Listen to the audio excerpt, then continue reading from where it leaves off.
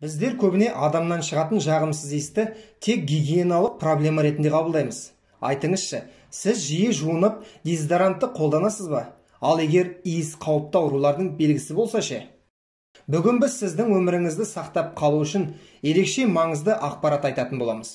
Бұл бейнені соңына дейін көріп, қандай жағдайларда дереу дәрігерге қаралу керектігін және де дененің иісі қандай да бір аурулардың белгісі екендігін білетін боласыз. Алдымен сізден біздің арнамызға 5000 жазылушыны жинауға көмектесуіңізді сұрағым келеді.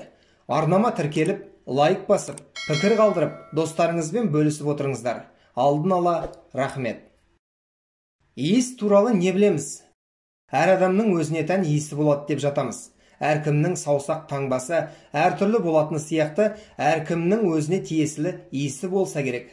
Ол иісті ең қымбат әтір де кетіре алмайды деседі. Әр адамның иісі тек өзіне тән микрофлора мен одан бөлінетін заттардан құрылады. Тері мен шырышты қабаттарда тіршілік ететін бактериялар май, тері, тағы басқа бездерден бөлінетін заттарды ыдыратып, адам иісін түзетін заттарды өндіреді. Егер адамның 12 мүшесі сау болса, оның иісі де жағымды болады. Денсаулығында ақауы бар адамның иісі сәйкесінше жағымсыз болады. Бірақ ол өзіне емес, айналасындағы адамдарға білінеді. Күйзеліске түсіп, дұрыс тамақтанбау, асқазанға зиян келтіріп, бауыр мен бүйректі құртады. Ал терінің иісі дәл осы мүшелерге әбден байланысты. Шаштың табиғи иісі де адамның денсаулығынан хабар береді. Шаш өздігінен иіс шығара алмайды. Иісті бөлетін шаштың терісі. Яғни адамның иісі. Одан шығатын терінің иісі. Ағза тердің екі түрін бөледі. Экзокриндік – иіссіз мөлдір тер. Апокриндік – өткір иісті тер. Адам көп жерде тұрғанда, мысалы автобус пен метро ішінде иістің сан түрін сеземіз. Гигиенаны сақтап күтінбеу бір бөлекте, іші құрылыстың ақауынан жағымсыз иіс шығару бір бөлек нәрсе. Сондықтан жағымсыз иіске мұрнымызды тыржитып бір-бірімізге түсіністікпен қарағанымыз жөн болар. Ғалымдар адамның иісі немен тамақтануына тікелей байланысты деп отыр. Парфюмерияның түр-түрі сау емес ағзаның әсерінен тері бөлетін жағымсыз иістерді уақытша жоюға қауқарлы. Бірақ тыныстанғанда шығатын жағымсыз иісті құртатын парфюмерия әлі де жоқ. Сөйлеген кезде ауыздан жағымсыз иіс шықса, ол да іш құрылысында. Тісте ақау бар екенін білдіреді. Сағыздың көмегі аз, сондықтан ауыздан шығатын жағымсыз иістің негізгі себептерін анықтап алу қажет. Емдеудің қарапайым тәсілі мынау: күніне тісті 2 рет шайып тұру, тамақтан соң ауызды шаю. Халық арасында адамның иісі оның мінезіне байланысты деген түсінік бар. Кішкентай бөбектің, жас адам мен кәрі кісінің иістері өзгешеленіп тұратынын байқаймыз. Адамның иісінен жан дүниенің тазалығы сезіледі дейді жұрт. Бұл сөздің шын не өтірік екенін сіздің таразыңызға қалдырдық. Біздің айтарымыз дұрыс тамақтанып, денсаулығыңызға мән беріп, өз-өзіңіздің киіміңіздің тазалығына мұқият болсаңыз болғаны. Аурудың иісін қалай анықтаймыз? Қатты жағымсыз иіс аурудың салдары болған кезде мүлдем басқаша шығады. Адамның табиғи емес иісін тудыратын барлық медициналық себептерді бірнеше топқа бөлуге болады. Біріншіден, бұл иіс аурулары. Кариес және пародонт ауруы ең көп таралған. Осы аурулардан туындаған болса, тістердің шіруі кезінде ауыздан тиісті иіс шығады.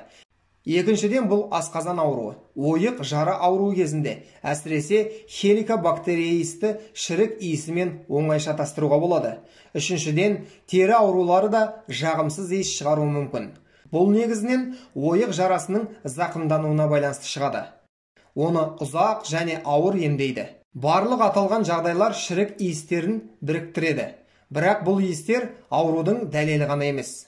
Асқынған жағдайда адамның өліміне әкелуі мүмкін. Жағымсыз иіспен диагноз қоюға болатын бірқатар өте қауіпті аурулар бар. Мұны білу өте маңызды, өйткені сіз өз өміріңізді осылай сақтай аласыз.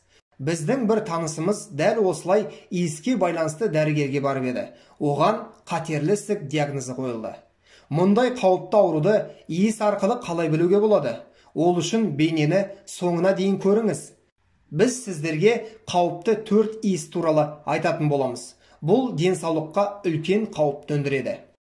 Достар, біздің команда сіздің денсаулығыңыз бен ұзақ өмір сүруіңіз үшін үнемі жаңа ақпараттар мен мәліметтерді іздейді. Сондықтан арнаға жазылмағандар арнаға тіркеліп, лайк басып, қоңыраушаны түртіп, достарыңызбен бөлісіп отырыңыздар. Аурудың 4 белгісі. Бірінші белгісі. Егерде жағымсыз иіс пайда болса, зәрдің және ауыздың иісіне назар аудару керек. Ол неден пайда болуы мүмкін? Бүйрек өсінділерінің қызметі өте төмендегенде және денедегі мочевинаның көп мөлшері жиналғанда пайда болады. Бұл қауіпті жағдай. Сонымен қатар, ол ештеңеге зиян тигізбеуі мүмкін.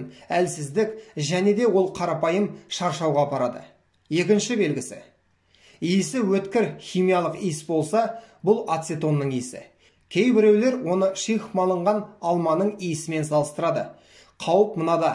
Мұндай иіс жиі әлсірететін диеталарды пайда болады. Бұл кетоацидоз және салмақ жоғалту кезінде болады. Немесе бауырдың ауыр зақымдануы.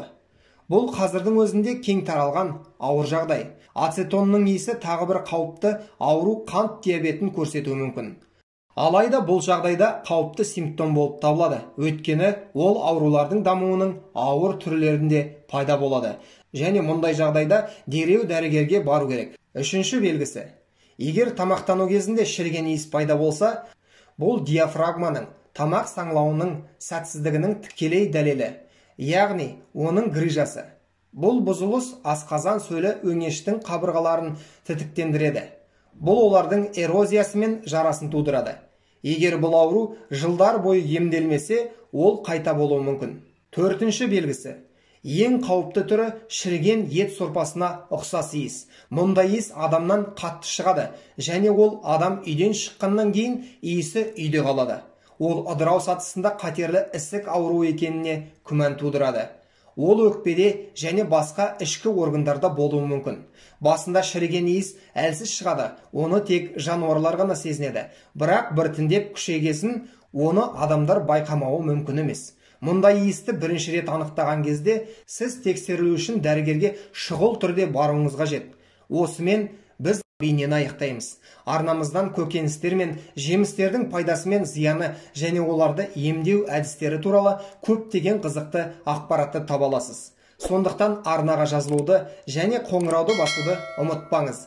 Егерде сіз роликті ұнатсаңыз, отбасыңызбен және жақындарыңызбен бөліссеңіз, мен де риза боламын. Сіздермен бірге қажет арнасы. Аман, сау болыңыздар.